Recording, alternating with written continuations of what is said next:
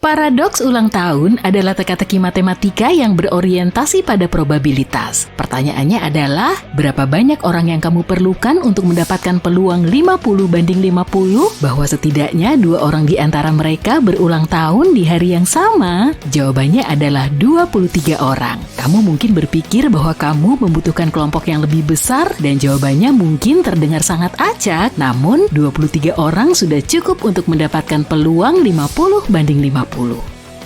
Jadi bayangkan kamu berada di sebuah ruangan yang penuh dengan orang-orang itu, kamu hanya bisa membandingkan tanggal ulang tahunmu dengan tanggal ulang tahun 22 orang lainnya di ruangan itu. Ketika kamu membandingkan hari ulang tahun satu orang dengan orang lain dalam 364 dari 365 skenario, keduanya tidak akan sama. Ini seperti melempar koin dan mendapatkan kepala 253 kali berturut-turut. Keajaiban yang sebenarnya terjadi ketika kamu mempertimbangkan semua kemungkinan pasangan di antara 23 orang 253.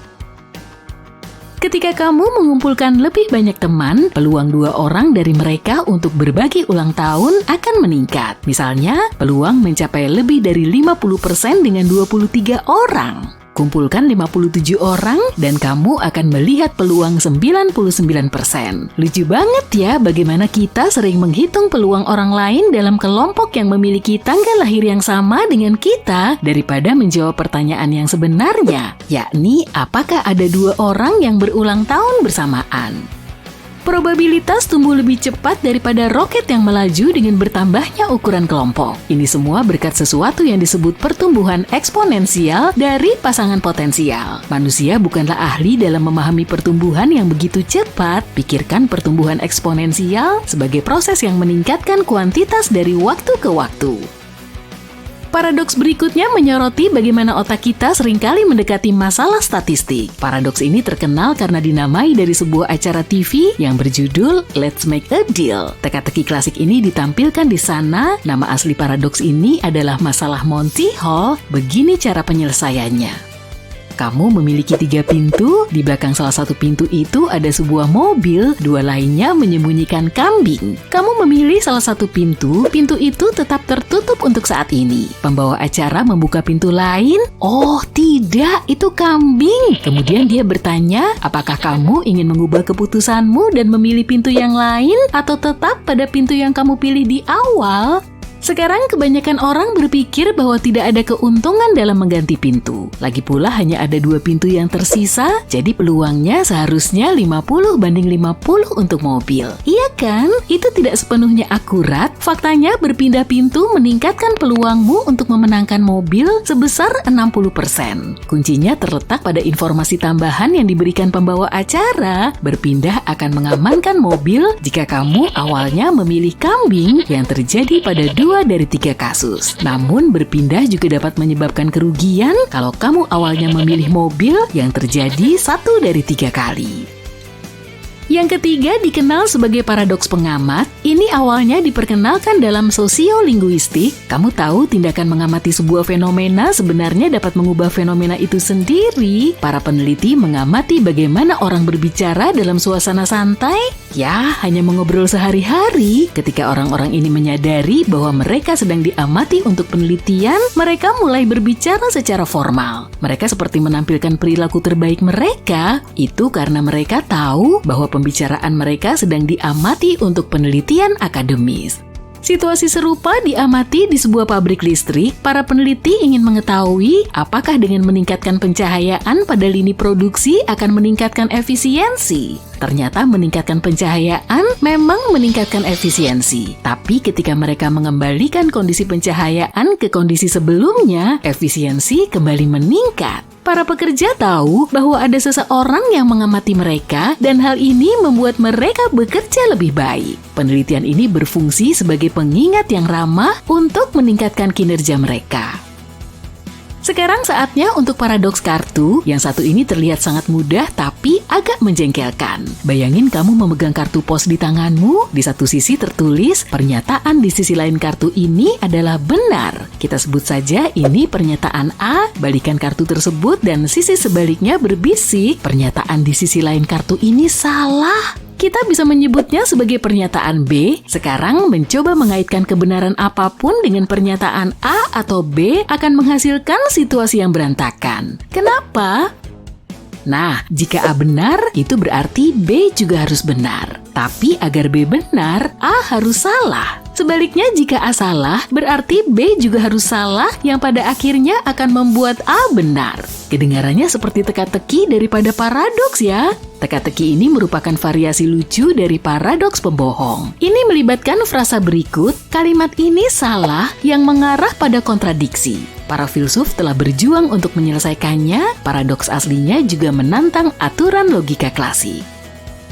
Tidak semua paradoks berasal dari zaman kita. Filsuf Yunani kuno, Zeno dari Elea punya satu untukmu. Orang ini hidup sekitar 2500 tahun yang lalu, dikenal karena membuat beberapa teka-teki yang rumit. Salah satu yang paling terkenal adalah kisah Achilles dan kura-kura. Dalam cerita ini, prajurit legendaris Achilles memutuskan untuk berpacu dengan kura-kura, meskipun dia jauh lebih cepat dari hewan tersebut.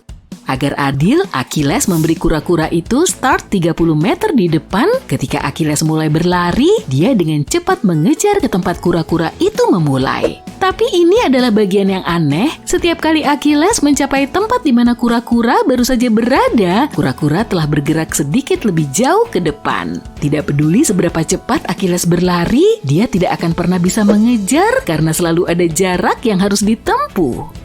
Dalam kehidupan nyata, berlari lebih cepat dari kura-kura bukanlah hal yang sulit, tapi cerita ini bukan tentang kepraktisan.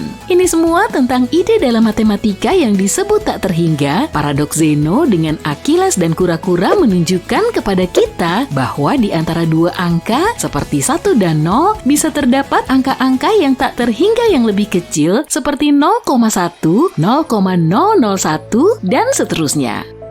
Pernahkah kamu mendengar tentang paradoks Socrates? Paradoks ini juga dikenal sebagai paradoks timbunan. Yang satu ini sedikit mirip dengan permainan asa otak yang melibatkan kata-kata yang tidak jelas. Bayangkan beberapa tumpukan pasir dan kita mengambil butirannya satu persatu.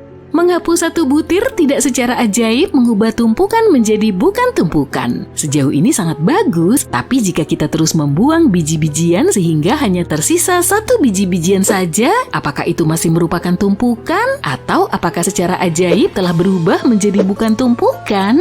Ini seperti bertanya, pada titik manakah tumpukan menjadi bukan tumpukan? Ini seperti mencoba menentukan saat yang tepat ketika kamarmu berubah dari berantakan menjadi bersih ketika kamu sedang bersih-bersih. Menurutmu, apa jawaban dari teka-teki ini? Dalam paradoks buaya, seekor buaya menyambar seorang anak dari tepi sungai. Ibu anak tersebut memohon kepada buaya untuk mengembalikan anaknya dengan selamat. Buaya menjawab dengan seringai jahat, "Tentu saja aku akan mengembalikan anak itu, tapi hanya jika kamu bisa menebak apakah aku akan melakukannya dengan selamat atau tidak." Jika tebakan orang tuanya benar dan buaya akan mengembalikan anaknya dengan selamat, maka semuanya akan baik-baik saja. Tapi, bagaimana jika orang tua menebak bahwa buaya tidak akan mengembalikan anaknya dengan selamat? Jika buaya kemudian mengembalikan anak itu dengan selamat, itu seperti momen berhasil yang besar, bertentangan dengan tebakan orang tua dan membuat buaya menjadi ingkar janji. Sebaliknya, jika buaya tidak mengembalikan anaknya, itu berarti orang tua itu menebak dengan benar dan buaya akan mengembalikan anaknya dengan selamat. Tapi tunggu dulu, ini berarti sang orang tua sebenarnya salah dalam prediksi mereka. Dilema ini berasal dari Yunani kuno. Selanjutnya, ada yang disebut paradoks Peto. Seperti halnya dalam fisika, biologi juga memiliki banyak teka-teki. Pada tahun 1970-an, ahli biologi Richard Peto melakukan pengamatan yang menarik. Dia memperhatikan bahwa tikus memiliki tingkat penyakit yang berhubungan dengan sel jahat yang jauh lebih tinggi daripada manusia, dan di permukaan hal itu tampaknya tidak masuk akal. Bagaimanapun juga, manusia memiliki lebih dari 1000 kali lebih banyak sel daripada tikus. Beberapa penyakit yang buruk berhubungan dengan sel yang terus berkembang biak tanpa terkendali. Jadi secara logika, kamu mungkin berpikir bahwa manusia akan lebih rentan terhadap hal ini dibandingkan dengan makhluk yang lebih kecil seperti tikus.